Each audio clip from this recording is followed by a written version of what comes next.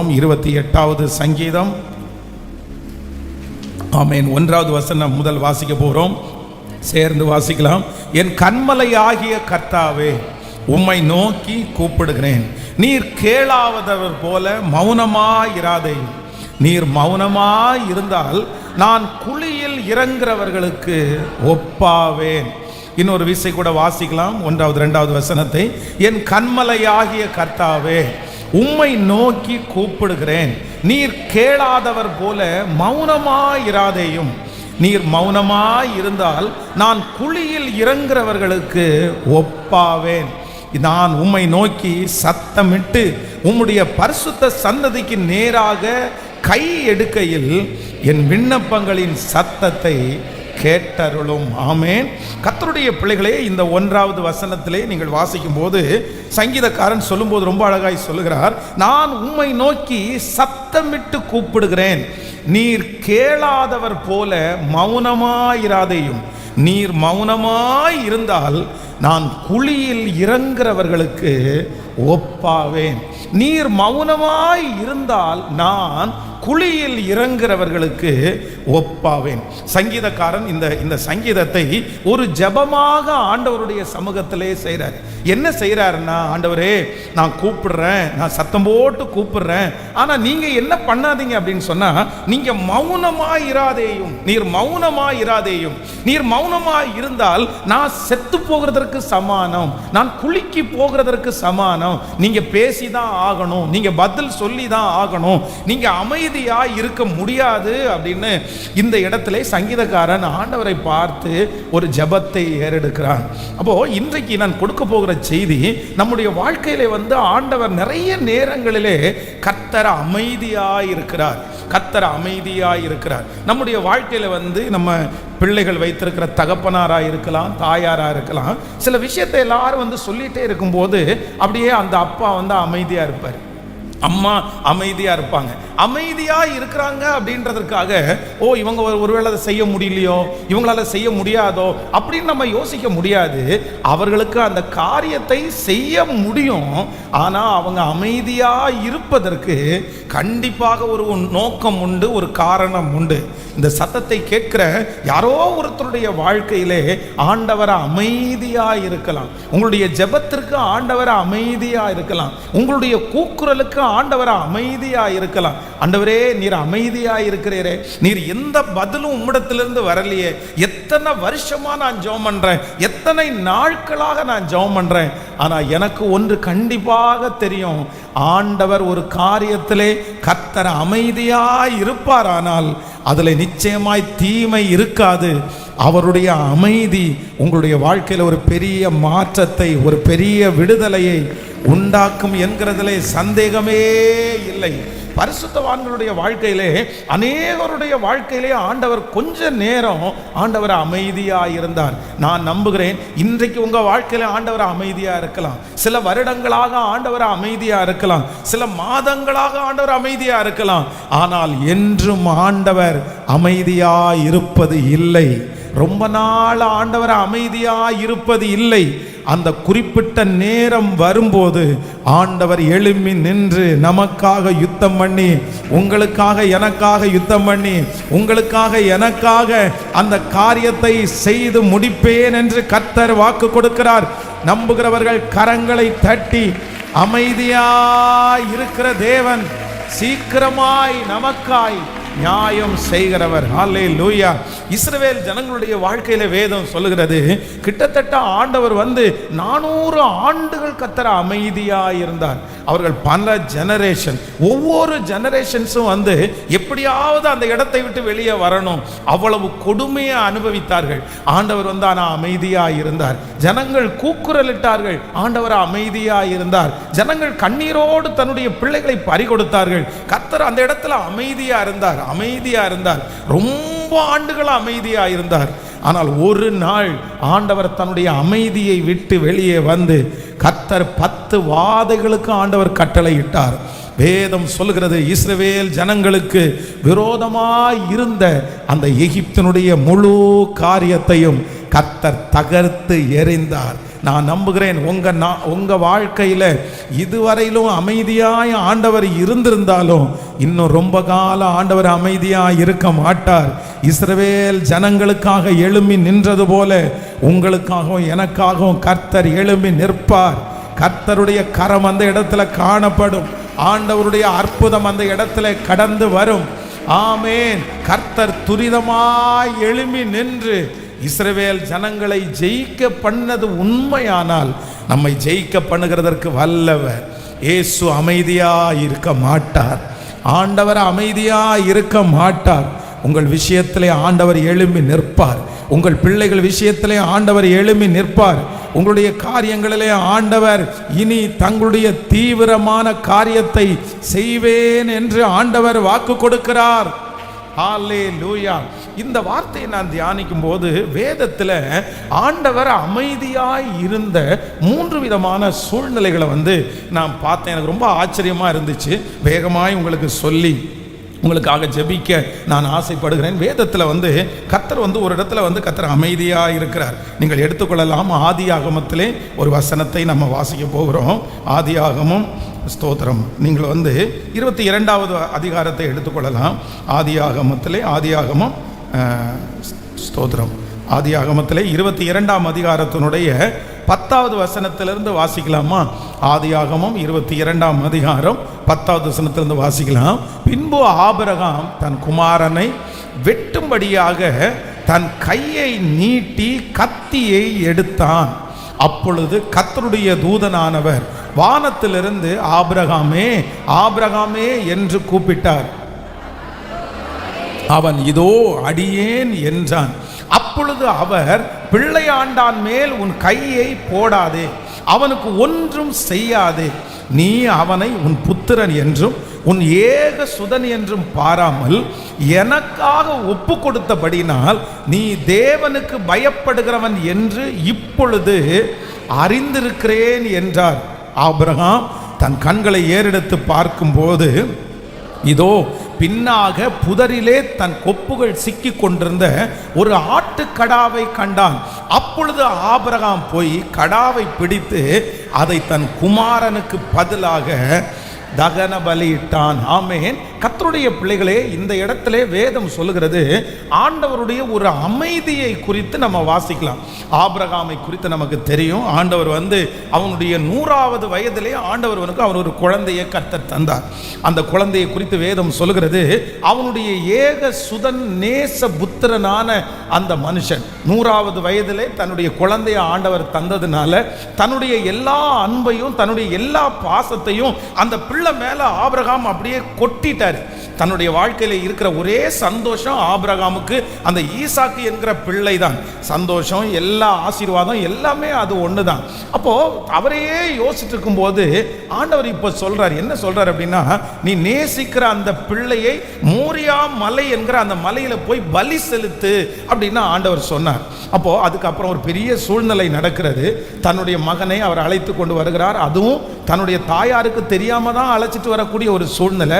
தன்னுடைய பிள்ளை, தன்னுடைய வேலைக்காரன். ஆனால் இடையில அந்த பிள்ளை என்ன சொல்லுது அப்படின்னு சொன்னா, அப்பா இந்த மாதிரி நமக்கு கட்டைகள் இருக்கிறது, விறகு இருக்கு, தீவெட்டி இருக்குது, ஆனால் ஆட்டுக்குட்டி இல்லையே அப்படின்னு சொல்லும்போது தன்னுடைய பிள்ளையை தான் அவர் கூட்டிட்டு வந்தார்.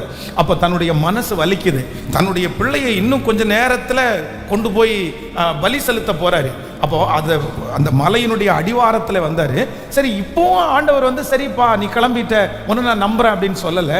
அதுக்கு பிறகு அங்கிருந்து திருப்பி இவரும் தன்னுடைய மகனும் மலையின் மேல் ஏறி போகிறார்கள். கர்த்தர் அப்பொழுதும் அமைதியா இருக்கிறாரு.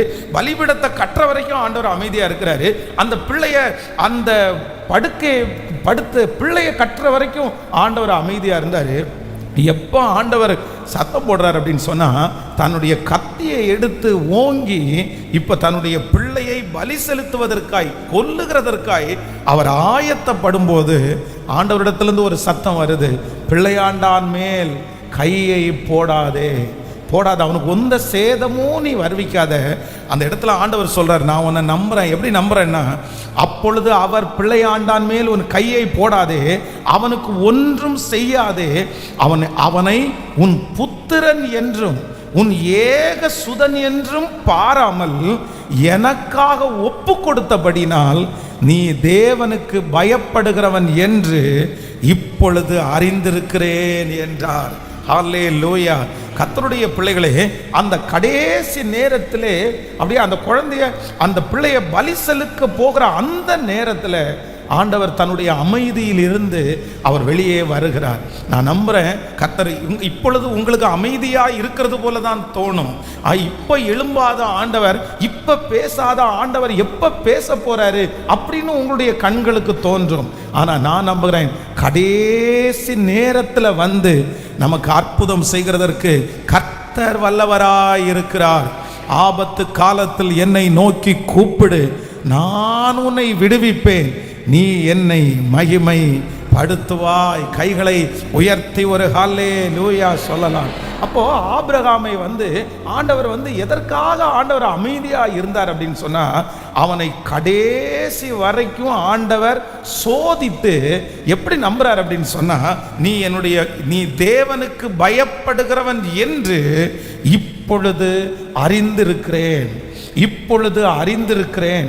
அப்போ நம்பர் 1, முதலாவதாக நம்முடைய வாழ்க்கையிலே ஆண்டவர் ஏன் அமைதியா இருக்கிறாரு, ஏன் கர்த்தர் மௌனமா இருக்கிறார்னா, நான் நம்புறேன் ஆபிரகாமை போல நம்மை முழுவதும் நம்ம ஒப்பு கொடுக்கிற வரைக்கும், அப்படின்னா என்னுடையது இல்லை, இந்த பொருள் என்னுடையது இல்லை, இந்த பலன் என்னுடையது இல்லை, இந்த திறமை என்னுடையது இல்லை, இந்த புகழ்ச்சி என்னுடையது இல்லை, என்னால் உண்டாக்கப்பட்டது அல்ல என்று சொல்லி முழுக்க முழுக்க அவருடைய சமூகத்திலே நம்ம விழுகிற வரைக்கும் சில நேரத்தில் கர்த்தர் என்ன பண்றார் அப்படின்னு சொன்னா, கர்த்தர் அமைதியா இருக்கிறார். உங்க வாழ்க்கையில ஒரு குறிப்பிட்ட ஒரு சூழ்நிலைக்குள்ள நீங்க இருக்கும்போது ஆண்டவர் அமைதியா இருக்கிறத பார்த்து ரிட்டன் வந்துடாதீங்க, பின்னாடி போயிடாதீங்க. ஆண்டவரே ஏன் அப்படின்னு சொல்லிட்டு இதுவரைக்கும் நீ எழும்பவே இல்லையேன்னு சொல்லிட்டு உங்க மனசுல எந்த தாங்கலும் வேண்டாம். நான் நம்புறேன் சில நேரத்திலே ஆண்டவர் என்னை முழுமையாய் ஒப்பு கொடுக்கிற வரைக்கும் நீ தேவனுக்கு பயப்படுகிறவன் என்று இப்பொழுது நான் அறிந்திருக்கிறேன். தேவன் நம்முடைய வாழ்க்கையிலே அமைதியா இருப்பதற்கு காரணம், நான் நம்புறேன் கர்த்தர் உங்களை சோதித்து கொண்டிருக்கிறார், ஆண்டவர் உங்களை சோதிச்சுட்டு இருக்கிறார். ஆனா நீங்களும் நானும் என்ன சொல்லணும் அப்படின்னா, நீர் என்னை சோதித்தாலும் என்னை பொன்னாக விளங்க பண்ணுகிறவர், பொன்னாக விளங்க பண்ணுகிறவர். கையை மேல உயர்த்தி சொல்லுங்க, ஆண்டவரே, ஆண்டவரே, கடைசி வரைக்கும் நீர் இரக்கம் செய்யும் வரைக்கும் நான் நிச்சயமா அமைதியா இருப்பேன். ஆண்டவரே, நான் உங்க கைக்குள்ள நான் அடங்கி இருப்பேன், நான் உங்களுக்கு கீழ்ப்படிவேன். ஆண்டவரே, நீர் உம்முடைய அமைதியை விட்டு திரும்புகிற வரைக்கும் ஆண்டவரே என்னிடத்துல என்ன ஒப்பு கொடுக்கணுமோ, என்னிடத்துல என்ன தாழ்த்தணுமோ, ஆண்டவரே நான் என்ன ஒப்பு கொடுத்துட்டே இருப்பேன். அது வரைக்கும் நீர் எனக்கு அமைதியா இருக்கிறீர் என்று எனக்கு தெரியும். ஆண்டவரே, எந்த நிலைமை வந்தாலும் கடைசி வரைக்கும் உம்மை விட்டு பிரிவதே இல்லை. ஹல்லேலூயா. ஆண்டவர் இன்னும் உங்களை தாழ்த்துவதற்கு ஆண்டவர் எதிர்பார்க்கிறார். இன்னும் ஆண்டவரை நீங்க நம்புறதற்கு ஆண்டவர் எதிர்பார்க்கிறார். இன்னும் ஆண்டவருக்கு நீங்க கீழ்ப்படுகிறத கர்த்தர் எதிர்பார்க்கிறார். உங்களுடைய கடைசி அர்ப்பணிப்பு வரையிலையும் ஆண்டவர் என்ன பண்றார் அப்படின்னா, கர்த்தர் கவனிக்கிறார், ஆண்டவர் கவனிக்கிறார். ஆண்டவருடைய பிள்ளைங்க ஒன்று ரொம்ப ஞாபகம் வைக்கணும், தேவனுடைய அமைதி எது வரைக்கும் போகும் தெரியுமா? ஆண்டவருடைய அமைதி எது வரைக்கும் நீடிக்கும் அப்படின்னு சொன்னா, நீங்க உங்களை முழுக்க முழுக்க சரண்டர் பண்ணுகிற வரைக்கும் கண்டிப்பாக அந்த அமைதி சில நேரத்தில் திரும்பவே திரும்பாது. கடைசி நேரம் வரைக்கும் ஒரு மகளை திருமணம் பண்ணி கொடுத்தார் ஒரு தகப்பனார். ஒரு மிகப்பெரிய வசதி உள்ளவர், பெரிய கோடீஸ்வரர், பெரிய பலம், அரசியல் பலம் உள்ள ஒரு மனுஷன் அவர். அப்போ தன்னுடைய பிள்ளைக்கு சண்டை போட்டு அந்த பிள்ளை வீட்டில் வந்தாச்சு. அப்போ வீட்டில் வரும்போது இவர் என்னென்னமோ முயற்சி எடுத்தார், எவ்வளவோ ஜெபம் பண்ணினார், எத்தனை பேரையோ கூப்பிட்டு பேசினார். ஆனால் கூட அதிலிருந்து ஒரு பெரிய விடுதலை வரலை. அந்த கணவனும் அந்த பிள்ளையும் ஒன்று சேரவே இல்லை. அப்போ ஒரு காலகட்டத்தில் இவங்க 2 பேரும் பிரிஞ்சிருவாங்க அப்படின்ற ஒரு சூழ்நிலை வந்துருச்சு. அப்போ அவர் உடனே நினைச்சாராமா, இப்படி ஒருவேளை பிரிஞ்சிட்டாங்க அப்படின்னு சொன்னா என் மருமகனை நானே கொன்றுவேன், நான் ஆள் வச்சு அடிச்சு கொன்றுவேன், இல்லைன்னா நான் அவனை நேருக்கு நேரு போய் கத்தி எடுத்து வெட்டிடுவேன், அவனை பழி வாங்காம விட மாட்டேன். இப்படி நிறைய அவருக்குள்ள அந்த பழி வாங்குற எண்ணம் ஓடிட்டே இருந்துச்சாமா. ஆனா ஒரு நாள் ஆண்டவர் பேசினாராமா, நான் அமைதியாக இருக்கிறது எதுக்கு தெரியுமா? உங்ககிட்ட இருக்கிற இந்த அர்ப்பணிப்பு முழுக்க முழுக்க நான் ஒன்றும் இல்லைன்னு நீ என்னைக்கு அர்ப்பணிக்கிறையோ அன்னைக்கு நான் உனக்கு இரக்கம் செய்வேன் அப்படின்னு ஆண்டவர் வாக்கு கொடுத்தாராமா. அன்றையிலிருந்து எல்லாத்தையும் அவர் தள்ளி வச்சிட்டாரு. அவருக்கு இருக்கிற அந்த கத்தி, அவர் வச்சிருந்தது எல்லாத்தையும் தூர வச்சுட்டு ஒவ்வொரு நாளும் ஆண்டவரிடத்தில் அர்ப்பணிச்சார். என்னுடைய குறைகளை மன்னிங்க ஆண்டவரே, என்னுடைய குற்றங்களை மன்னிங்க ஆண்டவரே, நான் என்னால் எதுவும் பண்ண முடியாது, நான் எதுவும் செய்ய முடியாது, என் பிள்ளையை நான் வளர்த்துறது மட்டும்தான் என்னால் முடியும், மற்றது நீங்கள் தான் செய்ய முடியும். ஒரு பெரிய ஆச்சரியம் என்ன அப்படின்னா, எந்த மருமகன் அந்த பொண்ணு வேண்டான்னு சொன்னாரோ அந்த மருமகன் இல்லை நான் திரும்பவும் சேர்ந்து வாழ்கிறேன்னு சொல்லி அந்த குடும்பம் இன்றைக்கு ஒன்றாக்கப்பட்டிருக்கிறது. ஆண்டவருடைய பிள்ளைகளே, கர்த்தர் யாரோ ஒருத்தரிடத்தில் நேருக்கு நேர் பேசுகிறார். கர்த்தர் நேரடியாய் கர்த்தர் வாக்கு கொடுக்கிறார். நான் அமைதியாய் இருப்பதற்கு ஒரு காரணம் உண்டு, உங்களை முற்றிலுமாய் கீழ்ப்படிவதற்கு நேராய் கர்த்தர் அனுமதிக்கிறார். ஹல்லேலூயா. நீங்கள் கீழ்ப்படுகிற வரைக்கும் ஆண்டவர் அமைதியாக இருப்பார். ஆனால் நீங்கள் கீழ்ப்படிஞ்சிட்டீங்கன்னா அவருடைய அமைதியை விட்டு ஆண்டவர் மனம் மாறுவார், கர்த்தர் மனம் இறங்குவார், அவருடைய அமைதி கலைக்கப்படும். கர்த்தர் நம்மிடத்தில் எதிர்பார்க்கிறார், நீ இப்பொழுது கீழ்ப்படிந்தவன், எனக்கு நீ கீழ்ப்படுகிறவன். உன் பிள்ளையை விட என்ன முக்கியத்துவப்படுத்துறப்பா, உன் குடும்பத்தை விட நீ என்ன முக்கியத்துவப்படுத்துறப்பா, உனக்கு இருக்கிற எல்லாவற்றை விட நீ என்ன முக்கியத்துவப்படுத்துறேன்னு நான் இப்போ அறிஞ்சிருக்கிறேன். ஹல்லேலூயா. ஆண்டவர் ஒரு சில வேளைகளிலே இந்த சத்தத்தை கேட்கிற உங்களை கர்த்தர் சோதிச்சுட்டே இருப்பார். சோதிக்கிற நீங்கள் கேட்டுட்டே வந்திருக்கலாம், ஆண்டவரே ஏன் அமைதியாக இருக்கிறீங்க, ஏன் அமைதியாக இருக்கிறீங்க? கர்த்தர் சொல்கிறார், முழுமையாய் ஒப்பு கொடுக்கிற வரைக்கும் அவர் அமைதியாக இருக்கிறவர். ஆமென். சொல்லுங்க பார்க்கலாம் கையை உயர்த்தி, என்னுடைய முழுமையும் நான் ஒப்பு கொடுக்குறேன் ஆண்டவரே, என்னுடைய முழுமையும் ஒப்பு கொடுக்கிற ஆண்டவரே. இனி கொஞ்சம் பலன் கூட என்னிடத்திலே செயல்படாது, இனி கொஞ்சம் ஞானம் கூட என்னிடத்திலே செயல்படாது ஆண்டவரே, எல்லாம் செய்கிறவர் நீர் ஆண்டவரே. என்னுடைய பலத்தினால் அல்ல, உம்முடைய பலத்தினால் எல்லாம் ஆகும். சொல்லுங்க அப்பா, நான் கீழ்ப்படிவேன், நான் கீழ்ப்படிவேன், நான் வாழ்ந்து காட்டுவேன். என்ன நீங்க தான் ஆண்டவரே நம்பணும். ஆண்டவரே, ஆபிரகாமை பார்த்து இப்பொழுது நீ என் வார்த்தைக்கு கீழ்ப்படுகிறவன் என்று அறிந்து கொண்டது, அந்த கத்தியை தூக்கும் போது ஒரு சத்தம் வருமானால் இன்றைக்கு பரலோகத்திலிருந்து ஒரு சத்தம் கடந்து வரட்டும், சத்தம் கடந்து வரட்டும். அப்பா, உம்முடைய மௌனத்தை விட்டு, உம்முடைய அமைதியை விட்டு நீர் வெளியே வருவீராக. நீர் பேச ஆரம்பிங்க அப்பா, அந்த பிள்ளையை பார்த்து பேச ஆரம்பிங்க ஆண்டவரே, அந்த மகனுடைய வாழ்க்கையை பார்த்து பேச ஆரம்பிங்க ஆண்டவரே. ஹல்லேலூயா. ஆண்டவருடைய அமைதி எப்போ ஆண்டவர் பேச ஆரம்பிப்பார் அப்படின்னு சொன்னா 100%, 100% ஒப்பு கொடுக்கிற வரைக்கும். சில நேரத்தில் ஆண்டவர் எப்படி இருப்பார்னு சொன்னா, கர்த்தர் அமைதியாவே இருப்பார், அமைதியாவே இருப்பார். நீங்க செக் பண்ணி பாருங்க, நீங்க செக் பண்ணி பாருங்க. ஆண்டவர் உங்க வாழ்க்கையில அமைதியா இருப்பதற்கு உங்க வாழ்க்கையில எது தடையா இருக்குது, எது தடையா இருக்குது, எதுல நீங்க இன்னும் இறங்காம இருக்கிறீங்க, எதுல நீங்க இன்னும் கீழ்ப்படியாம இருக்கிறீங்க, எதுல நீங்க இன்னும் ஒப்பு கொடுக்காம இருக்கிறீங்க. இந்த ஆபிரகாம் நினைச்சிருந்தார் அப்படின்னு சொன்னா பாதி வழியில விட்டுட்டு போயிருக்கலாம். வேண்டாம், இப்படிமா ஆண்டவரை இதுவரைக்கும் நீங்க என்ன புரிஞ்சுக்கலையா? நான் பாருங்க, மனைவிக்கு தெரியாம பாருங்க பிள்ளைய கூட்டிட்டு வர்றேன், இப்ப நீங்க பேசக்கூடாதா ஆண்டவரே? சரி, அதுவும் பரவாயில்ல, வழியில இருக்கும்போது இந்த பிள்ளை கேட்குது இல்ல, அப்ப பேசக்கூடாதா ஆண்டவரே? நான் மலையினுடைய அடிவாரம் வரைக்கும் வந்திருக்கேன்ல, இப்ப நீங்க என்ன நம்பலையா ஆண்டவரே? இப்ப நம்மளை பாருங்க, நம்முடைய பிள்ளைகள் கூட சில நேரத்தில் இந்த நம்பல அப்படின்னு இருக்காங்க பாருங்க. இந்த ஒரு சூழ்நிலை அவர்களால கரெக்டாக கையாளவே முடியாது. நம்மளை நம்பல அப்படின்றது நமக்கு ரொம்ப கஷ்டமா இருக்கும். நீங்க நீங்க இந்த மாதிரி சிவானந்த காலனி வரைக்கும் வரீங்களா அப்படின்னு ஒருத்தர் கேட்குறாங்க. ஆமா நான் வர்றேன் அப்படின்னு சொல்லிட்டீங்கன்னு வைங்களேன், நீங்க கிளம்பிட்டீங்க, பாதி வழி வரைக்கும் போயிட்டீங்க, ஆனா ஆப்போசிட்ல இருக்கிறவங்க இன்னும் நீங்க கிளம்பலையா? உடனே என்ன நான் கிளம்பி வந்துட்டேன், இல்லை பாதியோடு இல்லை, எனக்கு என்னமோ நம்பிக்கை இல்லை, நீங்கள் வந்ததுக்கு அப்புறம் தான் நான் நம்புவேன் அப்படின்னு சொன்னால் நமக்கு நிறைய பேருக்கு கஷ்டமாக இருக்கும். அப்போ நான் என்ன நம்புகிறேன், நான் இந்த ஆபிரகாம் வீட்டிலேருந்து கிளம்பிட்டாரு, பிள்ளையினுடைய வார்த்தையை கூட ஒரு பெரிய விஷயமா எடுக்காமல் வந்துட்டாரு, இப்போ மலையினுடைய அடிவாரத்தில் வந்துட்டாரு. ஆனால் ஆண்டவர் அமைதி அமைதி அமைதி அமைதி அமைதி. எது வரைக்கும் ஆண்டவர் அமைதி அப்படின்னு சொன்னால், கையில் கத்தியை தூக்குற வரைக்கும் ஆண்டவர், கத்தியை தூக்குற வரைக்கும் மட்டும் கிடையாது, எப்படி ஓங்கி தன்னுடைய கையை எடுத்து அப்படியே அந்த பிள்ளைய பலி செலுத்துக்க போகிற வரைக்கும் ஆண்டவர் என்னவா இருக்காருன்னா அமைதியா இருக்கிறாரு.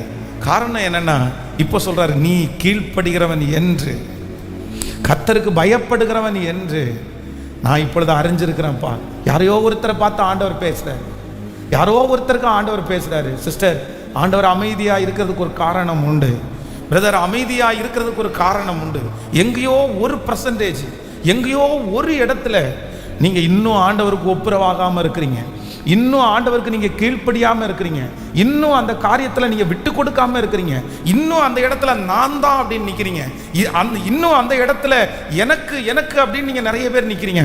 ஆனா ஆண்டவர் வாக்கு கொடுக்கிறார், அந்த ஒரு இடத்துல கீழ்ப்படுகிற வரைக்கும் இந்த காரியத்துல ஆண்டவர் அமைதியை விட்டு திரும்பவே முடியாது. ஆனா 100% நீங்க ஒப்பு கொடுத்தீங்கன்னு தெரிஞ்சிருந்துச்சுன்னா அதற்கு பிறகு ஒரு நிமிஷம் கூட ஆண்டவர் என்னவா இருக்க மாட்டாருன்னா, கர்த்தர் அமைதியா இருக்கவே மாட்டார். உங்களுக்கு தெரியும், உங்களுக்கு தெரியும், உங்களை ஆண்டவர் நடத்துகிற பாதை உங்களுக்கு தெரியும். எந்த இடத்துல நீங்க ஒப்பு கொடுக்கணும்னு ஆண்டவருக்கு தெரியும். ஏதோ ஒரு வாலிப தம்பி தங்கச்சி உன்னுடைய வாழ்க்கையில இதை மட்டும் நீ பிடிச்சி வச்சிருக்கலாம், இந்த ஒரு சின்ன காரியத்தை மட்டும் பிடிச்சி வச்சிருக்கலாம். ஆண்டவரே, இதை மட்டும் எனக்கு விட்டு தாருங்க, நான் தான் 90% நான் உண்மையா இருக்கேன்ல, இது எல்லாத்துலயும் உண்மையா இருக்கேன்ல, இந்த இடத்துல நான் இறங்கி போக முடியாது. எப்படி ஆண்டவரே நான் இறங்கி போக முடியும்? எப்படி ஆண்டவரே நான் தாழ்ந்து போக முடியும்? என்னால முடியாது ஆண்டவரே, நீங்க பேசாதீங்க, இதை குறித்து நான் முடியாது, முடியவே முடியாது, என்னால இறங்கவே முடியாது, நான் அந்த அளவுக்கு நான் பாடுபட்டிருக்கிறேன், நான் அந்த அளவுக்கு மன வருத்தப்பட்டிருக்கிறேன், நான் இதுக்கு மேல எங்க தாழ்ந்து போறது அப்படின்ற ஏதோ ஒரு நீதி உங்களுக்குள்ள இருக்கலாம், ஏதோ ஒரு நீதி உங்களுக்குள்ள இருக்கலாம். இந்த நான் இதுக்கு மேல எங்க, இதுக்கு மேல எங்க? ஆனா ஆண்டவர் அமைதியா இருந்தார். 100% அந்த காரியத்தை கொண்டு வந்து கடைசியில ஆபிரகாம் முடிக்கிற வரைக்கும் கர்த்தர் அமைதியா இருந்துட்டு கடைசியில சொல்லுகிறார், நீ தேவனுக்கு பயப்படுகிறவன் என்று இப்பொழுது நான் அறிந்திருக்கிறேன். இந்த சத்தத்தை கேட்கிற நிறைய பேரை பார்த்து ஆண்டவர் இதே வார்த்தையை சொல்ல போகிறார். இந்த மாதம் முடிகிறதுக்குள்ள கர்த்தர் சொல்ல போகிறார். இந்த ஆண்டு முடிகிறதுக்குள்ள கர்த்தருடைய அமைதியை விட்டு ஆண்டவர் திரும்ப போகிறார்.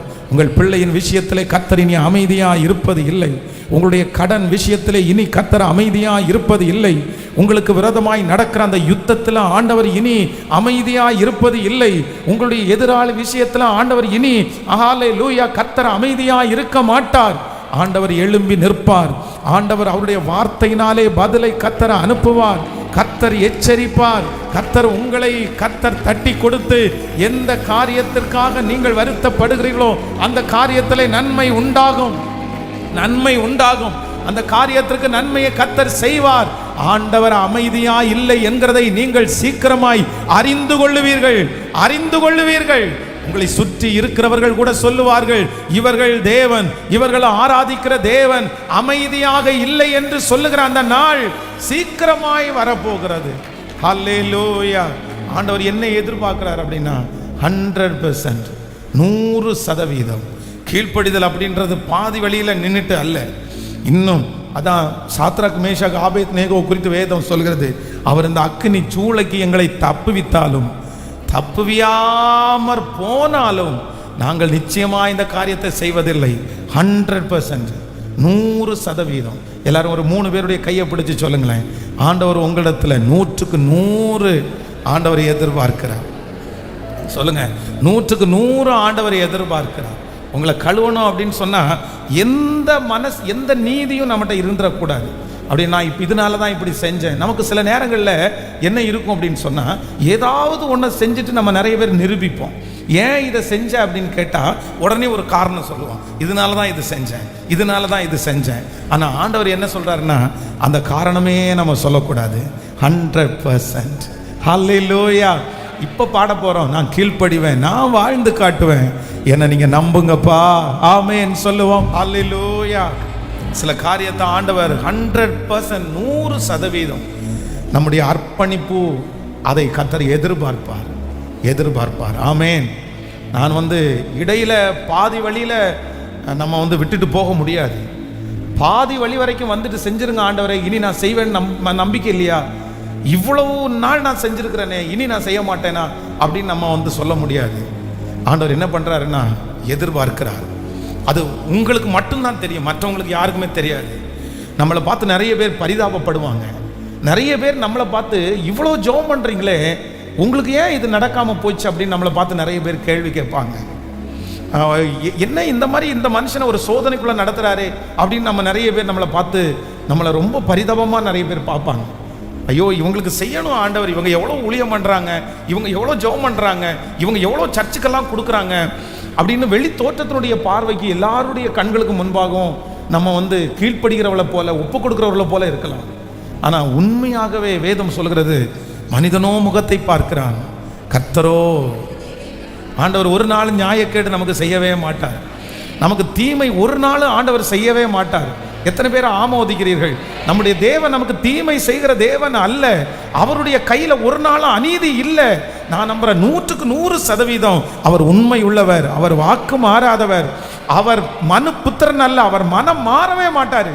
அவர் மனம் மாற மாட்டார். அவரிடத்துல குறைவில்லை. என் தேவனிடத்துல பழுது ஒன்றுமே இல்லை. ஆண்டவரிடத்துல எப்படி பழுது இருக்க முடியும்? அவரிடத்துல பழுது ஒன்றும் இல்லை. பழுது யாரிடத்துல அப்படின்னு சொன்னா சொல்லுங்க, யாரிடத்துல அப்படின்னு சொன்னா, என்ன நான் 100% ஒப்பு கொடுக்குற வரைக்கும் சில நேரத்தில் ஆண்டவர் எப்படி தான் இருப்பார் அப்படின்னு சொன்னா, சத்தமா சொல்லுங்க எல்லாருமே, சத்தமா சொல்லுங்க எல்லாருமே. நிறைய பேர் ஆபிரகாமா இருக்கிறோம். என்ன எப்படி இருக்கணும்னு சொன்னா, கொண்டு வந்துட்டோம் பிள்ளைய, மலை வரைக்கும் கொண்டு வந்துட்டோம். ஆனால் எதில் நிறைய பேர் ஸ்டக் ஆகிடுவாங்க தெரியுமா? அந்த பிள்ளை ஒரு வார்த்தை கேட்குது பாருங்களேன். எனக்கு வேதத்திலேயே ரொம்ப இந்த சம்பவம் என்னுடைய அந்த இடத்துல படித்தா எப்போவுமே ஒரு 5 மினிட்ஸ் அங்கே நின்றுட்டு தான் அடுத்து ட்ராவல் பண்ணுவேன். அந்த பிள்ளை கேட்குது, என்ன கேட்குது? அப்பா, இந்த மாதிரி விறகு கட்டையெல்லாம் இருக்குது, தீவெட்டி இருக்குது, பலிக்கான ஆடு எங்க? அப்பொழுது ஈசாக்கு தன் தகப்பனாகி ஆபிரகாமை நோக்கி, என் தகப்பனே. நீங்க 27வது வசனத்தை வாசி, என் தகப்பனே அப்படின்னா வாய் நிறைய அந்த பிள்ளை என்னன்னு கூப்பிடுது சொல்லுங்களேன்? பாசமா அப்பா அப்படின்னு கூப்பிடுது. ஒரு வாலிப பிள்ளை அப்பான்னு கூப்பிடுறது ரொம்ப குறைவு. நிறைய வாலிப பிள்ளைங்க இருக்கிறாங்க. அந்த வாலிப பிள்ளைங்க ஆயிட்டாங்கன்னா அப்பான்னு கூப்பிடுறது குறைஞ்சிடும். ஒருத்தன் யூத்தா மாறுறான் அப்படின்னு சொல்றது எதுல கண்டுபிடிக்கலாம் அப்படின்னு சொன்னா, அப்பான்னு கூப்பிடுறது குறைஞ்சிடும். அதுலயே அவன் யூத்தா மாறுறான் என்ன அர்த்தம்? அது வரைக்கும் daddy daddy daddy daddy daddy டேடின்னு 1000 டைம் கூப்பிடுவாங்க. ஆனால் அதுக்கப்புறம் பார்த்தீங்கன்னா இந்த அப்பான்னு கூப்பிடுறது குறைஞ்சிடும். ஆனால் இந்த இடத்துல இந்த பையன், ஒரு வாலிப பையன் என்ன சொல்றான்னா, என் தகப்பனே, என் தகப்பனே. உடனே அதற்கு அவரோட என்ன சொல்றாரு? என் மகனே அப்படின்னு சொல்றாரு. இதோ இருக்கிறேன். அவர் என்ன சொல்றாருன்னா, நான் இதோ இருக்கேன்ப்பா அப்படின்னு சொல்றாரு. அப்போ இதோ இருக்கிறேன். அப்பொழுது அவன், இதோ நெருப்பும் கட்டையும் இருக்கிறது, தகன பலிக்கான ஆட்டுக்குட்டி எங்கே? அப்படின்னா தன்னுடைய பிள்ளை கேட்குது, நெருப்பை எடுத்துட்டீங்க, கட்டையை எடுத்துட்டீங்க, ஆனா தகன பலிக்கான ஆட்டை நீங்க என்ன பண்ணிட்டீங்க? என்ன பண்ணிட்டீங்கன்னா நீங்க மறந்துட்டீங்கன்னு அர்த்தம். நீங்க மறந்துட்டீங்க, நீங்க எடுத்துட்டு வரல, உங்களுக்கு ஞாபகம் இல்லையா, என்ன ஆச்சு அப்படின்னு கேட்டா, இறங்காத மனசும் இறங்குமா இல்லையா? நீங்க இந்த சிச்சுவேஷனுக்கு போனா என்ன பண்ணியிருப்பீங்க? உடனே அந்த இடத்துல ஒரு 5 நிமிஷம் உட்காருப்பான்னு தனியாக போயிட்டு ஆண்டவரிடத்துல ஜெபம் பண்ணி, இன்னுமா என்ன நம்பாம இருக்கிறீங்க? இன்னுமா என்ன நம்பாம இருக்கிறீங்க? இந்த பிள்ளை எப்படி கேட்குது பாருங்க. இந்த பிள்ளைய பலி செலுத்தல அவசியம் இல்லைன்னா நான் கூட்டிட்டு வந்திருப்பேனா? அப்படின்னா கூட்டிட்டு வர மாட்டேன் ஆண்டவரே. உங்களை நான் 100% உங்களுக்கு கீழ்ப்படுகிறேன். எனக்கு பிள்ளையை விட நீங்க தான் ஆண்டவரே முக்கியம். ஆனா இந்த பிள்ளை பேசுறது பார்த்தா எனக்கு கஷ்டமா இருக்கு ஆண்டவரே. ஆனா ஆபிரகாம் ஒன்றும் செய்யல. அடுத்து திரும்ப டிராவல் பண்றாரு. மலை வரைக்கும் டிராவல் பண்ணி கீழே அடிவாரத்தில் வந்துட்டாங்க. அங்க வேலைக்காரங்களை நிப்பாட்டிட்டு என்ன சொல்றாருன்னா, நானும் என்னுடைய மகனும் போய் தகன பலியை செலுத்திட்டு நாங்க என்ன பண்ணுவோம்? திரும்பி அவருடைய டிராவல் பாருங்க, நிக்கவே இல்லைங்க. எது வரைக்கும் நிக்கல தெரியுமா? நான் நம்புறேன் அந்த பிள்ளைய அந்த கட்டை மேல வச்சு கட்டும்போது சிரிச்சுட்டா கட்டியிருப்பாரு, இல்ல பெரிய வெறியோடைய கட்டியிருப்பாரு. 100 இயர்ஸ், 100 வயது தாண்டி கிடைக்கிற பிள்ளை, அதுவும் தன்னுடைய பாசம் மொத்தத்தையும் அங்க கொட்டிட்டாரு. ஆண்டவரே சொல்லும்போது என்ன சொல்றாரு அப்படின்னா, உன்னுடைய ஏகசுதன் நேசகுமாரன். ஏகசுதன், இந்த லவ் வேர்ட்ஸுக்கு அவ்வளவு மீனிங். தன்னுடைய எல்லாத்தையும் அந்த பிள்ளைக்கு கொட்டிட்டாரு. ஆனா ஆண்டவர் அமைதியா இருக்கிறாரு. போ போ போ, இன்னும் அர்ப்பணி, இன்னும் விட்டு கொடு, இன்னும் தாழ்ந்து போ, இன்னும் இறங்கு, இன்னும் மேல போ. எது வரைக்கும் தெரியுமா? எது வரைக்கும்? கத்திய ஓங்குற வரைக்கும். யாரோ ஒருத்தர் பாதி வழியில நீங்க நின்றுட்டு விசுவாசத்தை துவங்கிட்டீங்க, விசுவாச ஓட்டத்தை துவங்கிட்டீங்க, பாதி வழியில நின்றுட்டு இப்ப நீங்க இறங்குங்க ஆண்டவரே. ஆனா ஆண்டவர் உங்களை பார்த்து சொல்கிறார், இல்லை, நீ 100% எனக்கு கீழ்ப்படிவாய் ஆனால், 100% அந்த காரியத்தில் கர்த்தரை நீங்கள் பற்றி பிடிப்பீர்களே ஆனால், அவர் வாக்கு கொடுக்கிறார், நான் உன்னை நோக்கி கூக்குரல் இடுவேன். நான் அந்த இடத்துல சொல்லுவேன். அந்த இடத்துல பலிக்கான ஆட்டுக்குட்டியை கர்த்தரே ஆயத்தம் பண்ணுகிறதற்கு ஆண்டவர் வல்லவராக இருக்கிறார். அந்த ஆராதனைக்கு இடையில யாரோ ஒருத்தடத்துல நேருக்கு நேரம் ஆண்டவர் என்கவுண்டர் பண்ற மாதிரி நான் ஃபீல் பண்றேன். யாரோ ஒருத்தடத்துல ஆண்டவர் சொல்றார், இன்னும் ஒரு குறை உண்டு, இன்னும் ஒரு குறை உண்டு, என்கிட்ட எந்த குறையுமே இல்லைன்னு அந்த மனுஷன் சொல்றான். ஒரு நிமிஷம் எல்லாரும் கவனிங்க ஆண்டவருடைய பிள்ளைகளை. அந்த மனிதன் வந்து ஆண்டவரை பார்த்து என்ன சொல்றான்? அந்த வாலிபன் சொல்கிறான், ஆண்டவரே என்னிடத்துல சொல்லுங்களேன் ஒரு குறையுமே இல்லை அப்படின்னா. அந்த காலத்துல வந்து ஒரு வாலிப பையன் அந்த வேதத்தினுடைய முழு காரியத்தையும் படிக்கிறது அப்படின்றது அவ்வளவு சுலபமானது அல்ல, ரொம்ப கஷ்டமானது. ஆனா ஆண்டவர் கேட்கிற ஒவ்வொரு காரியத்துக்கும் பட்டுன்னு பதில் சொல்றான். ஆமா, நான் சின்ன வயசுல இருந்தே செஞ்சிருக்கிறேன். எப்பல இருந்து? சின்ன வயசுல இருந்தே செஞ்சிருக்கிறான். ஒன்றும் இல்லை, நான் எல்லாத்துலையும். ஆனா அத்தனை பர்ஃபெக்ஷனா அவ்வளவு தன்னுடைய பார்வைக்கு 100% நல்லவனா இருந்த அந்த மனுஷனிடத்திலே ஆண்டவர் என்ன பண்ணாரு? ஒரு குறைய, இன்னும் உன்னிடத்தில் ஒரு குறை சொல்லுங்க, இன்னும் உன்னிடத்தில் ஒரு குறை உண்டு. 100% சரியா இருந்த மனுஷனிடத்திலேயே பரிசுத்தமாக வேண்டியது ஒன்று இருந்துச்சு. அப்போ உங்கள்கிட்டையும் என்கிட்டையும் நம்ம சில நேரத்தில் ஒன்றுமே இல்லை, என்கிட்ட எந்த நீதிகேடுமே இல்லை, எந்த பரிசுத்த குலைச்சலுமே இல்லை, எந்த அநியாயமே நம்ம இடத்துல இல்லைன்னு நம்ம நினைக்கிறோம். ஆனால் ஆராய்ஞ்சு பாருங்க, தேவனிடத்தில் போங்க, கர்த்தர் உங்களுக்கு சொல்லி தருவார். இன்னும் உன்னிடத்தில் ஒரு குறை, இன்னும் உன்னிடத்தில் ஒரு குறை உண்டு. அந்த குறையை நம்ம நிவர்த்தி ஆக்கணும்னா, ஆனால் வேதம் சொல்லுது அந்த மனுஷனுக்கு எல்லாத்தையும் பண்ணினாலும் எதை விட்டு கொடுக்க முடியல சொல்லுங்க? அந்த ஒன்றை மட்டும்தான் அர்ப்பணிக்க முடியல, அந்த ஒன்றை மட்டும்தான் விட்டு கொடுக்க முடியல. ஆனால் ஆண்டவர் அவனிடத்தில் எதிர்பார்த்தது என்ன அப்படின்னு சொன்னால், அந்த ஒன்றை மட்டும்தான் எதிர்பார்த்தாரு, அந்த ஒன்று மட்டும்தான் விட்டு கொடுக்க எதிர்பார்த்தாரு.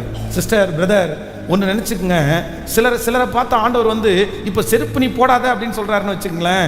இப்போ இங்கே இருக்கிறவங்க பார்த்து நிறைய பேரை பார்த்து நீ ஷூவே யூஸ் பண்ணக்கூடாது, நீ செப்பல் தான் போடணும் அப்படின்ற மாதிரி ஆண்டவர் சொல்லிட்டாருன்னா கிட்டத்தட்ட 80% பேர் அவ்வளோதான். ஆமாம், நான் வந்து செருப்பு நான் நீ ஷூ போட மாட்டேன், செருப்பு போடுவேன்னு ஒப்பு கொடுத்துருக்கலாம். ஆனால் ஏதோ ஒரு 10 பேர் இருப்பாங்க, அவங்க வந்து நான் உதாரணத்துக்கு சொல்கிறேன், அதையே தான் பழகியிருப்பாங்க, அதுலேயே அவங்க அடிமைத்தனமாக இருப்பாங்க. இவங்கெல்லாம் ஈஸியாக விட்டுருப்பாங்க. எப்பா ஷூக்கு மாற்றி செருப்பு போடுறது என்ன பெரிய விஷயம்னுவாங்க. ஆனால் அந்த மனுஷனால் அதை விட்டு கொடுக்க முடியாது. உங்களிடத்தில் சில நேரத்தில் ஆண்டவர் அந்த ஒன்றை மட்டும்தான் கர்த்தர் எதிர்பார்க்கிறார், ஒன்றை மட்டும்தான் ஆண்டவர் எதிர்பார்க்கிறார். இன்னும் உன்னிடத்தில் ஒரு குறை ஏதோ ஒன்று இருக்கலாம், ஏதோ ஒரு நீதியாக இருக்கலாம், ஏதோ ஒன்று உங்கள் இருதயத்தில் ஒட்டி. ஆனால் உங்களோட ஆண்டவர் யாரோ ஒருத்தரிடத்தில் கர்த்தர் நேருக்கு நேர் பேசிட்டே இருக்கிறாரு. உன்னிடத்தில் ஒன்று உண்டு, அதுக்கு மட்டும் நீ கடைசி வரைக்கும் போவாயானால் ஆண்டவருடைய அமைதி மாறும். கர்த்தர் பெருவெள்ளம் போல சத்தமிட்டு பேசுவார். உங்க பிரச்சனைக்கு நேராக ஆண்டவர் பேசுவார். கர்த்தர் அமைதியாக இருக்க மாட்டார். அவர் அமைதி உள்ள தேவன் அல்ல, அவர் பார்த்துவிட்டு சும்மா இருக்கிற தேவன் அல்ல, எனக்காக நீதி செய்கிற கர்த்தர் அவர். அல்லேலூயா. ஒப்பு கொடுக்குறவங்க அப்படியே கண்களை மூடி, நீங்க யாரோ ஒருத்தரத்துல ஆண்டவர் பேசுவாருன்னா அந்த விஷயத்தை ஆண்டவரத்துல சொல்லுங்க. அல்லேலூயா. எல்லாருடைய பார்வைக்கும் ஒரு கெட்ட பேர் கூட இல்லை. ஆனா ஆண்டவர் சொல்றார், உன்னிடத்துல ஒரு குறை உண்டு, உன்னிடத்துல ஒரு குறை உண்டு. ஹல்லேலூயா. கைகளை அசைத்து ஒரு ஹல்லேலூயா சொல்லலாம். கரங்களை அசைத்து ஒரு ஹல்லேலூயா, நல்ல கரங்களை அசைத்து ஹல்லேலூயா சொல்ல. ஆமென். ஒரு வயதான ஒரு பாட்டிக்கு ஒரு திருச்சபையில் வந்து 100% 100% ஒப்பு கொடுக்கப்பட்ட ஒரு பெண்மணி அப்படின்னு சொல்லி ஒரு அவார்டு ஒன்று கொடுத்தாங்க. அப்போ அந்த ஒரு பாட்டிக்கு மட்டும்தான் கொடுத்தாங்க. அந்த ஒரு பாட்டிக்கு கொடுத்துட்டு அந்த அவார்டை கையில் வாங்கும்போது அவங்களுடைய கையெல்லாம் அப்படியே ரொம்ப சிவரிங் ஆகுது. அந்த பாஸ்டர் சொல்கிறார், இத்தனை நாள் இந்த விசுவாசியை பார்க்குறேன், அவங்க யார்கிட்டையும் கோவப்பட்டு நான் பார்த்ததில்லை. அவங்க வீட்டில் இருக்கிற கணவனார் சாட்சி சொல்கிறாரு, எல்லாரும் எல்லா சாட்சியும் சொல்கிறாங்க, அவ்வளோ எல்லாத்துலேயும். ஆனால் இந்த பாட்டி மட்டும் அந்த அவார்டை கையில் வாங்கிட்டு, இல்லை இந்த அவார்டுக்கு நான் வந்து சொந்தக்காரி கிடையாது. ஏன் அப்படின்னு சொன்னால், எனக்கு சின்ன வயசுலேருந்தே ஒரு பழக்கம் இருக்குது. என்ன பழக்கம்னா, இந்த வெத்தலை பாக்கு போடுவாங்க பாருங்களேன், அந்த வெத்தலை பாக்கு போடும்போது ஒரு ரோஜா பாக்குன்னா இப்போ ஒரு பாக்கு இருந்துச்சு. எத்தனை பேருக்கு தெரியும்னு தெரியல, இப்போ இருக்கான்னு எனக்கு தெரியல. அன்னைக்கு இருந்ததில் வந்து ரொம்ப வந்து போதை மாதிரி யூஸ் பண்ணுறது வந்து ரோஜா பாக்கு. அது சிலர் வாயில் ஸ்மெல் வராமல் இருக்கிறது போடுவாங்க. ஆனால் சிலர் வந்து அந்த ரோஜா பாக்கு போடும்போது வந்து ஒரு அடிக்ஷனாகவே மாறிட்டாங்க.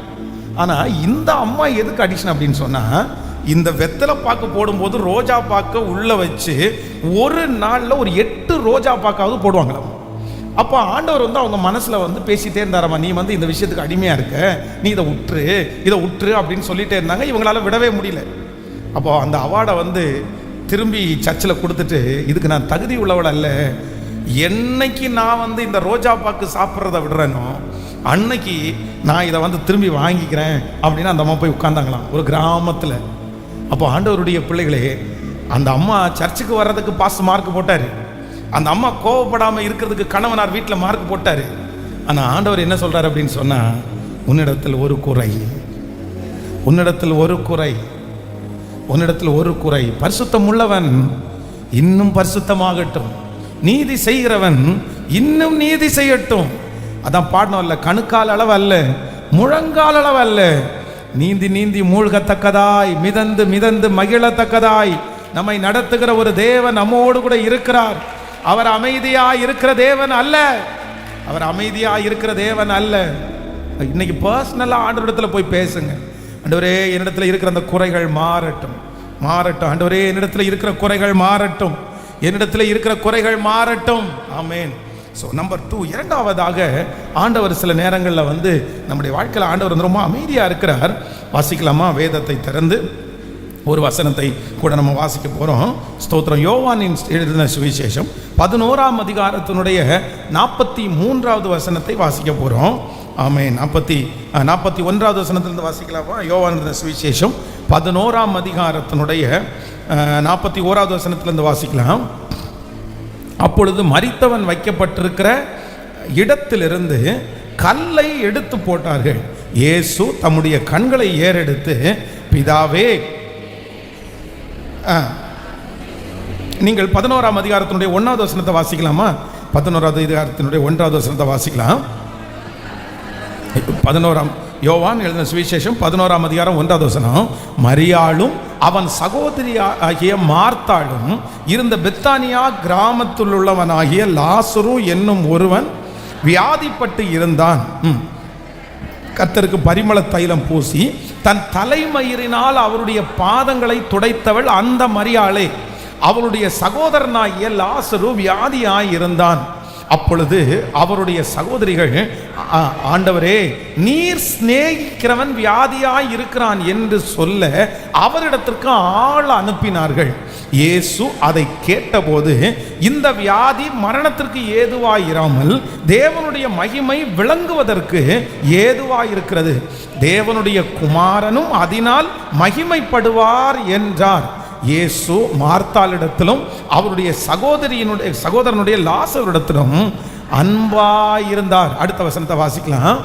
அவன் வியாதியாய் இருக்கிறதாக அவர் கேள்விப்பட்ட போது தாம் இருந்த இடத்திலே பின்னும் 2 நாள் தங்கினார். ஹலோ, கவனிங்க ஆண்டவருடைய பிள்ளைகளே, இந்த இடத்துல வேதம் சொல்லுது, இதுல ஒரு பெரிய சப்ஜெக்ட் இது. இதுல என்னென்ன முக்கியத்துவப்படுத்துறாங்க அப்படின்னு சொன்னா, 2 பேர், மார்த்தாள் மரியாள். இந்த மார்த்தாள் மரியாளுடைய சம்பவம் உங்களுக்கு எல்லாருக்கும் தெரியும். அப்படின்னா ஆண்டவர் வந்து நிறைய வீட்டில எல்லாம் போய் ஆண்டவர் ஸ்டே பண்ணல. எந்த வீட்லையும் போய் ஆண்டவர் ரொம்ப பெருசா சாப்பிட்டதாகவோ உட்கார்ந்ததாகவோ நமக்கு சொல்லப்படல. ஆனால் மார்த்தாள் மரியாளுடைய வீட்டுக்கு ஆண்டவர் போயிருக்கிறார். அப்ப வந்து மார்த்தாள் வந்து அவ வந்து சமைக்கிறதுக்காக போறாள், மரியாள் வந்து தேவ சமூகத்தில் உட்கார்ந்தா. இது ஒரு பெரிய சாப்டர். ஆனா இந்த இடத்துல என்ன பண்றாங்க அப்படின்னு சொல்றாங்க அப்படின்னா, இந்த இடத்துல சொல்லப்படுகிற இந்த மரியாள் யார் அப்படின்னா, தன்னுடைய தலைமயிரினால் அவருடைய பாதத்தை தன்னுடைய கண்ணீரினால் நனைச்சு தலைமயிரினால் பாதத்தை துடைத்தவள். ஆண்டவருடைய ஊழியத்துல ஆண்டவர் எத்தனையோ பேரை சந்திச்சாரு. அவரை தேடுகிற, அவரை ஆராதிக்கிற எத்தனையோ பேரை ஆண்டவர் சந்திச்சாரு. ஆனா அவரை சந்தித்ததிலேயே ரொம்ப ஒரு அப்படின்னா தன்னுடைய மனசுக்கு பிடிச்சது யார் அப்படின்னு சொன்னா, இந்த மரியாள் தான். அது சாதாரணமானது அல்ல. தன்னுடைய கண்ணீர்னால ஆண்டவருடைய பாதத்தை நனைச்சு தலைமயிரை வச்சு தொடச்சதுனால, ஐயோ, இந்த மகளை மாதிரி யாருமே செஞ்சதில்லைப்பான்னு அன்னைக்கே ஆண்டவர் மெச்சிக்கிட்டார். இப்போ அவங்கள ரொம்ப நேசிக்க ஆரம்பிச்சார். இந்த லாசரு ரொம்ப நேசிக்க ஆரம்பிச்சார். இப்போ லாசரு வியாதியா இருக்கிற செய்தி அவருக்கு கொடுக்கப்படுகிறது. தனக்கு தலைமையினால் துடைத்தவர்கள், தான் நேசிக்கிறவர்கள். ஆனா வேதம் சொல்கிறது, கர்த்தர் எப்படி இருந்தார் அப்படின்னு சொன்னா, அமைதியா இருந்தார் ஆண்டவர். பின்னும் அந்த கேள்விப்பட்டதுக்கு பிற்பாடு கூட அவர் வியாதியாய் இருக்கிறதாக அவர் கேள்விப்பட்ட போது இருந்த இடத்திலே பின்னும் 2 நாள் தங்கினார். அடுத்த வசனத்தை வாசிக்கும் போது 7வது வசனத்தை நம்ம வாசிக்கும். அதன் பின்பு அவர் தம்முடைய சீசர்களை நோக்கி, நாம் மறுபடியும் யூதேயாவுக்கு போவோம் வாருங்கள் என்றார். அடுத்து அதற்கு சீசர்கள், ரபி, இப்பொழுதுதான் யூதர்கள் உம்மை கல்லறிய தேடினார்களே, மறுபடியும் நீர் அவ்விடத்திற்கு போகலாமா என்றார்கள். அடுத்த வசனம், இயேசு பிரதியுத்தரமாக, பகலுக்கு 12 மணி நேரம் இல்லையா? ஒருவன் பகலிலே நடந்தால் அவன் இந்த உலகத்தில் வெளிச்சத்தை காண்கிறபடியினால் இடரமாட்டான். ஒருவன் இரவிலே நடந்தால் தன்னிடத்தில் வெளிச்சம் இல்லாதபடியினால் இடருவான் என்றார். அடுத்து இவைகளை அவர் சொல்லிய பின்பு அவர்களை நோக்கி, நம்முடைய சிநேகிதனாகிய லாசரு நித்திரை அடைந்திருக்கிறான், நான் அவனை எழுப்ப போகிறேன் என்றார். அதற்கு அவருடைய சீசர்கள், ஆண்டவரே, நித்திரையாய் இருந்தால் சுகம் அடைவான் என்றார்கள். அடுத்த வசனம், இயேசுவானவர் அவனுடைய மரணத்தை குறித்து அப்படி சொன்னார், அவர்களோ நித்திரை செய்து இளைப்பாறுதலை குறித்து சொன்னார் என்று நினைத்தார்கள். அப்பொழுது இயேசு அவர்களை நோக்கி, லாசரு மரித்து போனான் என்று வெளிப்படையாய் சொல்லி, நான் அங்கே இராததினால் நீங்கள் விசுவாசம் உள்ளவர்கள் ஆகிறதற்கு ஏது உண்டென்று உங்கள் நிமித்தம் சந்தோஷப்படுகிறேன். இப்பொழுதும் அவனிடத்திற்கு போவோம் வாருங்கள் என்றார்.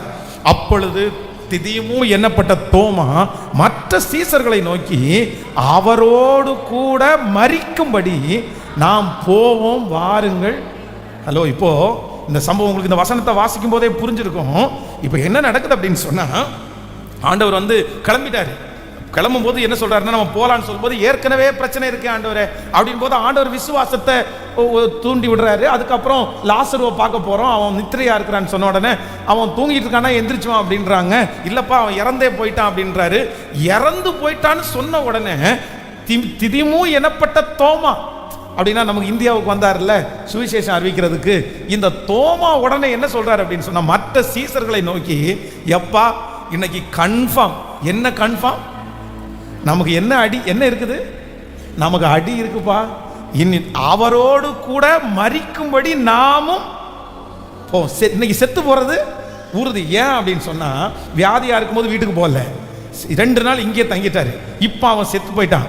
ஏற்கனவே அந்த குடும்பத்தை ஆண்டவர் ரொம்ப நேசிக்கிறாரு, பிடிச்ச குடும்பம்னு தெரியும். அவங்க எல்லாம் என்ன ஆண்டவரை நல்லவனா பார்க்க போறாங்க, ஆண்டவர் நல்லவரா சொல்ல போறாங்க. கண்டிப்பா அவருக்கும் அடி உறுதி, நமக்கும் அடி. ஏன் அப்படின்னு சொன்னா, அவன் வியாதியா இருக்கும் போது அமைதியா இருந்தாரு, மரிக்கு போகும்போது அவன் ஆண்டவர் என்ன இருந்தாரு? அமைதியா இருந்தாரு. ஆனா ஆண்டவர் இந்த சம்பவம் ஆரம்பிக்கும் போதே என்ன சொல்றாரு அப்படின்னு சொன்னா, இந்த வியாதி, இந்த பிரச்சனை கண்டிப்பாக வேற எதுக்காகவும் அல்ல, தேவனுடைய நாமம் மகிமை அநேகருக்கு மகிமை படும்படியாகத்தான் இந்த காரியம் நடந்திருக்கிறது. நான் நம்புகிறேன் இந்த விஷயத்துல ஆண்டவர் அமைதியா இருக்கிறதுக்கு ஒரு நோக்கம் இருந்துச்சு. சீசர்கள் நினைக்கிறார்கள், ஆண்டவரே எங்களுக்கு அடி வாங்க கொடுக்கவா நீங்க அமைதியா இருந்தீங்க, பிரச்சனை பண்றதுக்கு அமைதியா இருந்தீங்க, அவன் கல்லு தூக்கி எறிகிறதுக்கு அமைதியா இருந்தீங்க. ஆனா ஆண்டவர் அமைதியா இருந்ததுக்கு ஒரு பெரிய நோக்கம் இருந்துச்சு. இல்ல, என்னுடைய நாமம் அநேக இடங்களிலே மகிமை படும்படியாக இந்த காரியம். இயேசு அதை கேட்டபோது, இந்த வியாதி மரணத்திற்கு ஏதுவான வியாதியாயிராமல் தேவனுடைய மகிமை விளங்குவதற்கு ஏதுவாய் இருக்கிறது. தேவனுடைய குமாரனும் அதனால் மகிமைப்படுவார். நான் இந்த பலிபீடத்திலிருந்து தீர்க்க தரிசனமான ஒரு வார்த்தையை சொல்லுகிறேன். கர்த்தர் வாக்கு கொடுக்கிறார், தேவன் அமைதியாய் இருப்பதற்கு ஒரு காரணம் உண்டு.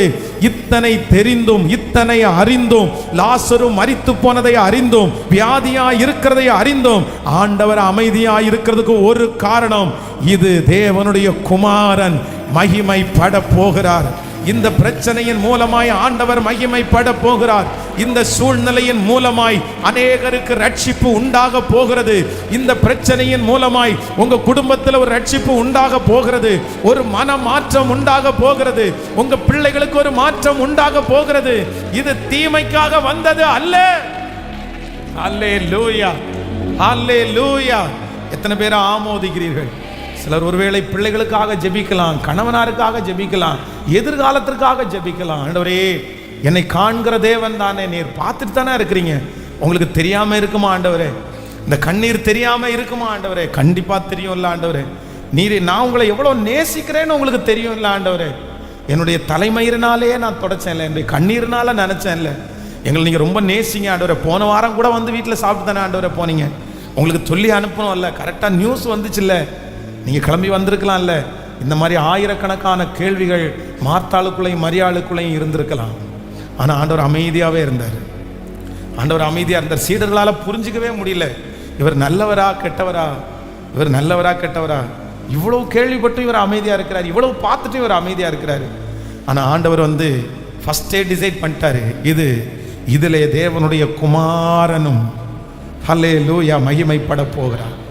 ஆமென். ஆண்டவருடைய பிள்ளையே, இந்த காரியத்தில் இத்தனை ஆண்டுகளாக ஆண்டவர் அமைதியா இருக்கிறார். அவர் ஒரு நாள் நிச்சயமாக அமைதியை விட்டு மாறுவார். அந்த கல்லறைக்கு முன்பாக ஆண்டவர் போய் நின்று சொல்லுகிறார், அந்த கல்லை புரட்டி தள்ளுங்கள், அந்த கல்லை புரட்டி போடுங்க. அங்க இருக்கவங்க சொல்றாங்க, ஆண்டவரே 4 நாள் ஆயிட்டே, நாருமே 4 நாள் ஆயிட்டே, 4 days 4 நாள் ஆயிடுச்சு ஆண்டவரே. இப்போ பணத்துல வாசம் வந்திருக்கும், செத்து போயிட்டான்ல, இனி என்ன பண்ண போறீங்க? இதே வார்த்தை உங்களை சுற்றி இருக்கிற நிறைய பேர் கேட்கலாம். இனி என்ன அற்புதம் நடக்க போகுது?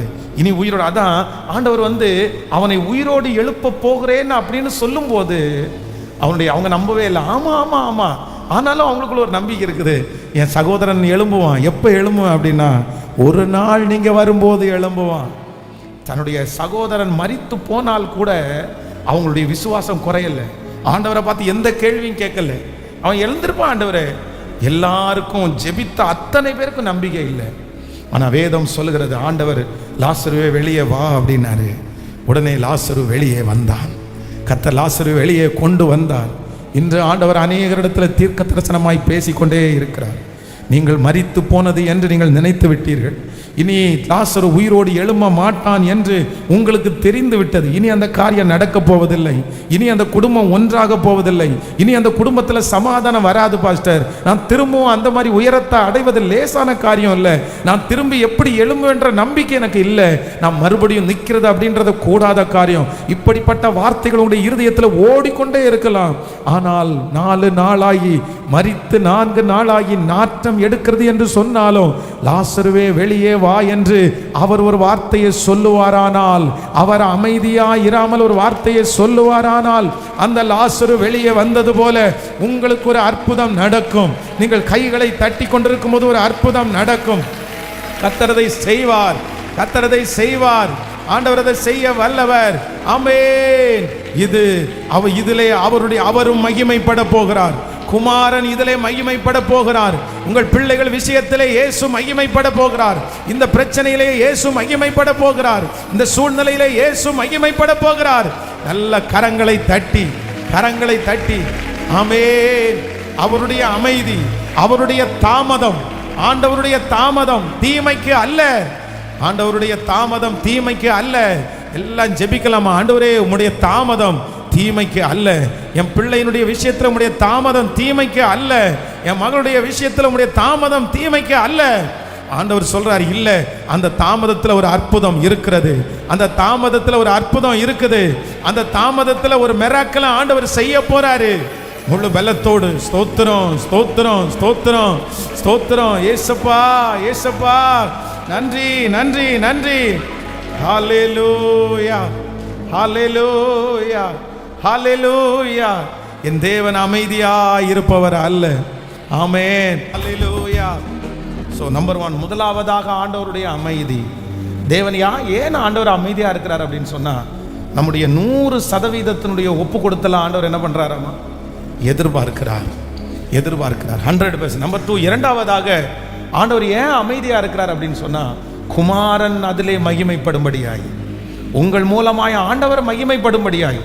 ஆண்டவர் எவ்வளவு அமைதியா இருக்கிறாரோ அவ்வளவு கர்த்தருடைய நாமம் உங்க மூலமா என் மூலமாகவும் மகிமைப்பட போகிறது. ஆமென் சொல்லுங்கள்.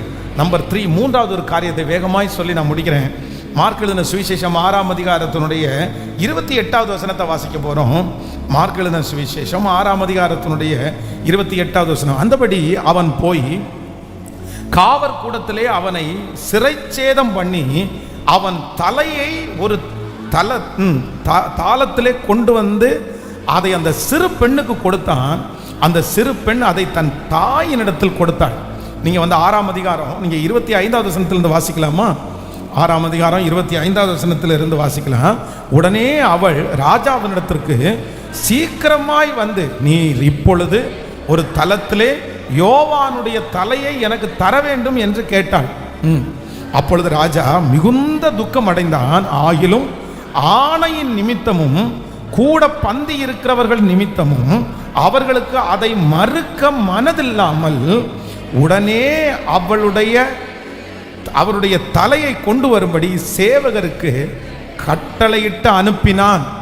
அந்தபடியே அவன் போய் காவற்கூடத்திலே அவனை சிரசேதம் பண்ணி அவனை தலையை ஒரு தலத்திலே கொண்டு வந்து அதை அந்த சிறு பெண்ணுக்கு கொடுத்தாள். அதை அந்த சிறு பெண் அதை தன் தாயினிடத்திலே கொடுத்தாள்.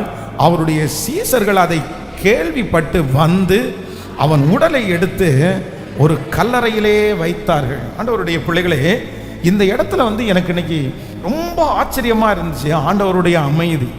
தனக்கு பிடித்த ஒரு சீடன், வேதம் சொல்கிறது, ஆண்டவருக்கு முன்னே தள்ளி வழியை அறிவிக்கும்படியாய் வந்த சீடன் தான் இந்த யோவான் ஸ்நானகன்.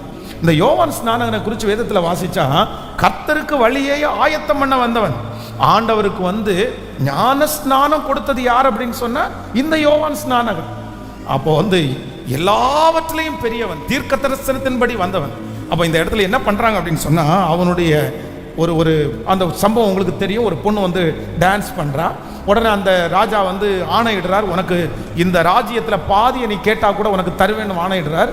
அப்புறம் டான்ஸ் ரொம்ப பிடிச்சி போய் உனக்கு என்ன வேணும்னு கேட்குறாரு. கேட்ட உடனே இவர் எதிர்பார்க்கவே இல்லை, இவர் யோசிக்கவே இல்லை. அந்த பொண்ணு என்ன கேட்குதா அப்படின்னு சொன்னா, எனக்கு யோவான் ஸ்நானகனுடைய தலை எனக்கு தர வேண்டும் என்று கேட்குறான். யாருன்னா அவங்க அம்மா சொல்லி கொடுத்து அனுப்புறாங்க. அது ஒரு இந்த ராஜாவினிடத்துல ஒரு கள்ள உறவு போயிட்டு இருக்குது.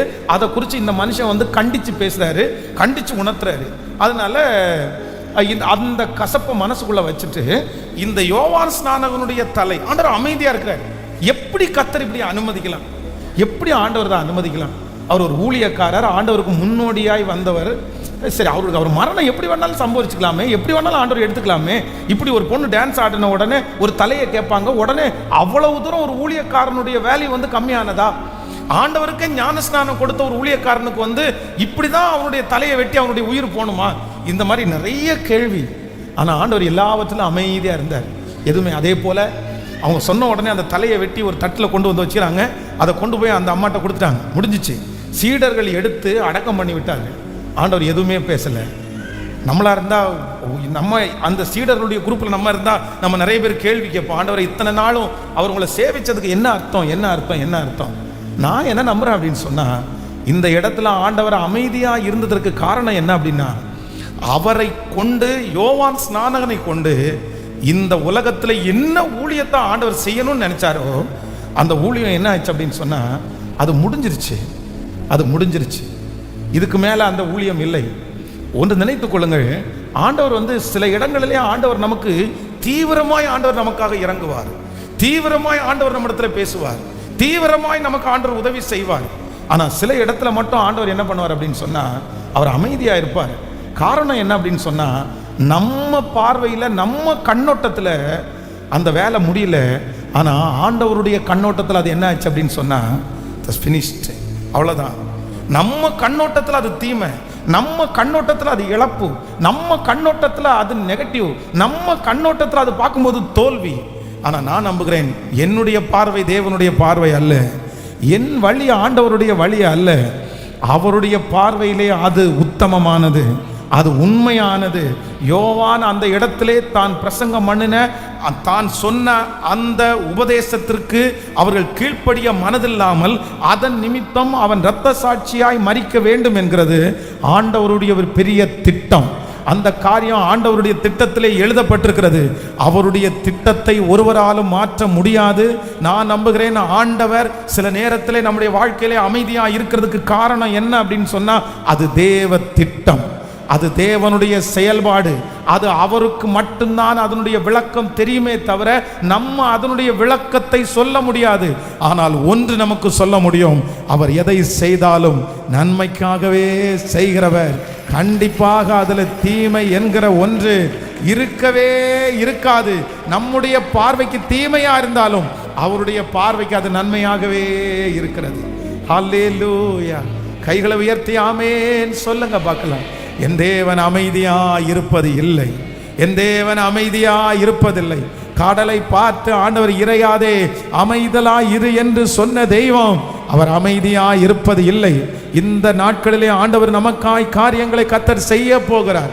அப்படியே எல்லாரும் எழும்பி நிற்கலாம். Thank you Jesus. என் தேவன் எனக்காக செய்து முடிக்கிறவர். அவருடைய அமைதி என் பக்கமாய் திரும்ப போகிறது. அவர் என் பக்கமாய் திரும்ப போகிறார். அவர் சீக்கிரமாய் எனக்கு நியாயம் செய்வார். ஹல்லேலூயா. இனி அந்த காரியத்தில் அவர் அமைதியா இருக்க மாட்டார். இனி அந்த காரியத்தில் ஆண்டவர் அமைதியா இருக்க முடியாது. சீக்கிரமாய் ஆண்டவர் பேசுவார். சீக்கிரமாய் ஆண்டவர் எழும்பி நிற்பார். கைகளை எல்லாரும் உயர்த்தி சொல்லுவோம், தேவனே நீர் அமைதியா இராதேயோ. முழு பலத்தோடு சொல்லுங்க பார்க்கலாம், நீர் அமைதியா இராதே. சொல்லுங்க எல்லாரும், ஆண்டவரே நீர் அமைதியா இருக்க வேண்டாம், நீர் அமைதியா இருக்க வேண்டாம். Thank you Jesus, thank you Jesus, thank you Jesus. முழு பலத்தோடு, முழு பலத்தோடு, முழு பலத்தோடு.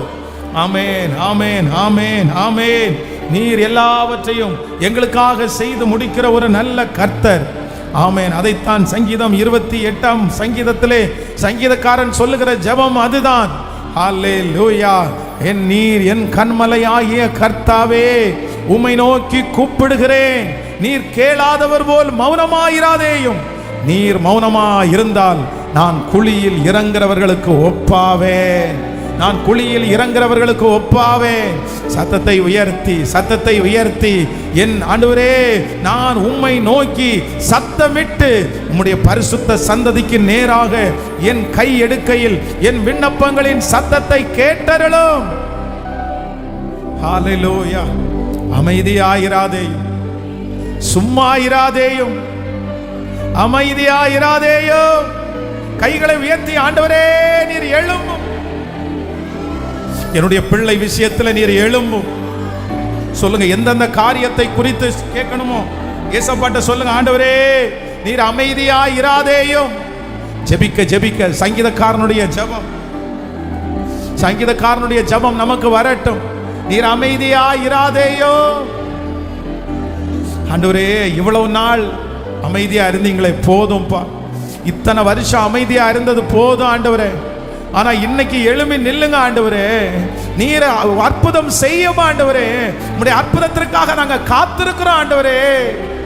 சொல்ல சொல்ல அந்த மகிமை நிறைய பேர் மேல கடந்து வருது. சொல்லுங்க, அப்பா எந்த விஷயத்துல ஆண்டவர் இறங்கணுமோ அந்த விஷயத்துல ஆண்டவர் இன்னைக்கு இறங்க போறாரு. ஸ்தோத்திரம். நன்றி ஆண்டவரே, நன்றி ஆண்டவரே, நன்றி ஆண்டவரே. கிருப கிருப கிருப. ஸ்தோத்திரம் ஸ்தோத்திரம் ஸ்தோத்திரம் ஸ்தோத்திரம் ஸ்தோத்திரம். பலப்படுத்துகிற கிறிஸ்து, எனக்காக யாவையும் செய்து முடிக்கிற ஒரு நல்ல தேவன், எனக்காக யாவையும் செய்து முடிக்கிற தேவன். ஹல்லேலூயா. கோடி நன்றி அப்பா, கோடி நன்றி ஆண்டவரே. உம்முடைய வல்லமையை விட்டு எழும்பி, உம்முடைய மகிமையை விட்டு எழும்பி எங்களுக்காக பரிதபிக்கக்கூடிய பிரதான ஆசாரியர், எங்களுக்காக பேசுகிற பிரதான ஆசாரியர், எங்களுக்காக வந்து நிற்கிற பிரதான ஆசாரியர், நீர் ஒரு நாளும் அமைதியா இருக்கிற தேவன் அல்ல, அமைதியா இருக்கிற தேவன் அல்ல. இந்த சத்தத்தை கேட்கிற எந்த பிள்ளைகள் ஆண்டவரே இத்தனை நாள் ஆச்சு நீர் அமைதியா இருக்கிறீரே அப்படின்னு சொல்லுவார்களானால், இந்த ஆண்டு முடிகிறதற்குள்ள நீங்க அமைதியா இல்லைன்றத, என் பிள்ளையினுடைய ஜெபத்திற்கு நீங்க அமைதியா இல்லை, அவங்க பிரயாசத்துக்கு நீங்க அமைதியா இல்லைன்றத நீங்க நிரூபிக்க போகிறதற்காக உமக்கு நன்றி அப்பா. நன்றி ஆண்டவரே. உடைய திருக்கரத்திலே முழுவதுமாக சமர்ப்பிக்கிறோம். எங்களோடு நீ நடத்துவீராக. இயேசுவின் மூலம் பிதாவே, ஆமென்.